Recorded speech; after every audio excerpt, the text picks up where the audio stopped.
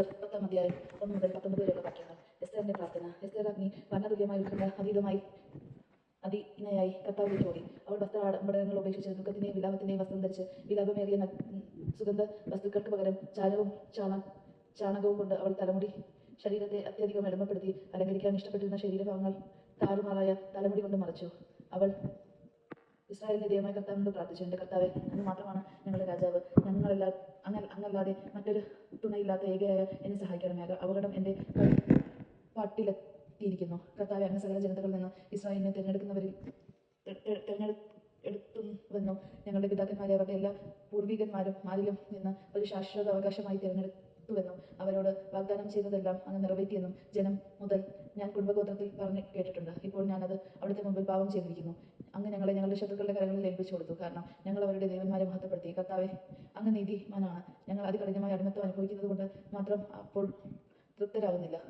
അങ്ങ് കൽപ്പിച്ചവയെ ഇല്ലാതാക്കാനും അങ്ങയുടെ അവകാശം നശിപ്പിക്കാനും അങ്ങയെ സ്തുതിക്കുന്നവരുടെ അധരങ്ങൾ തടയാനും അങ്ങയുടെ ബലിപീഠത്തിലെ അഗ്നി കെടുത്താനും അങ്ങയുടെ ഭവനത്തിന്റെ മഹത്വം ഇല്ലാതാകാനും വിഗ്രഹങ്ങൾക്ക് സ്തുതി പാടാൻ ജനതകളുടെ അധരങ്ങൾ തുറക്കാനും മർത്യനായ ഒരു രാജാവിനെ എന്നേക്ക് മഹത്വപ്പെടുത്താനും അവർ തങ്ങളുടെ വിഗ്രഹങ്ങളോട് ഉടമ്പടി ചെയ്തിരിക്കുന്നു. കർത്താവെ, അസ്വസ്ഥതമില്ലാത്ത ഒന്നിന് അങ്ങയുടെ ചെങ്കോൽ അടിയറ വയ്ക്കരുതേ.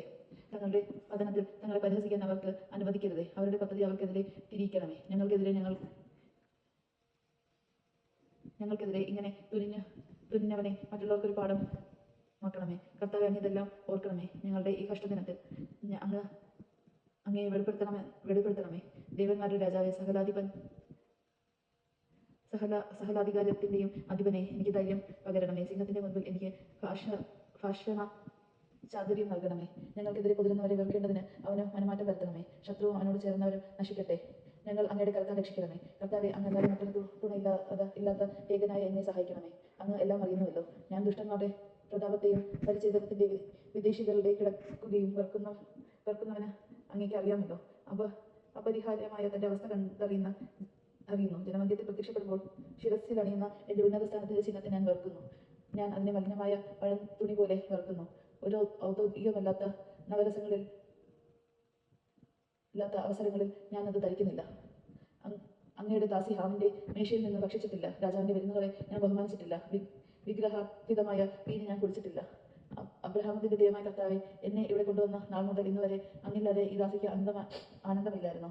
എല്ലാത്തിനും എന്നെയും ഭരിക്കുന്ന ദൈവമേ, ആശയക്കാരുടെ ശബ്ദം കേൾക്കണമേ. തിന്മ ചെയ്യുന്നവരുടെ കരങ്ങളിൽ നിന്ന് ഞങ്ങളെ രക്ഷിക്കണമേ. എന്ന ഭയത്തിൽ നിന്ന് മോചിപ്പിക്കണമേ. ദൈവജനമാണ് നാം കേട്ടത്. നമുക്ക് ദൈവത്തെ സ്തുതിക്കാം. ക്രിസ്തുവിനെ സ്തുതി.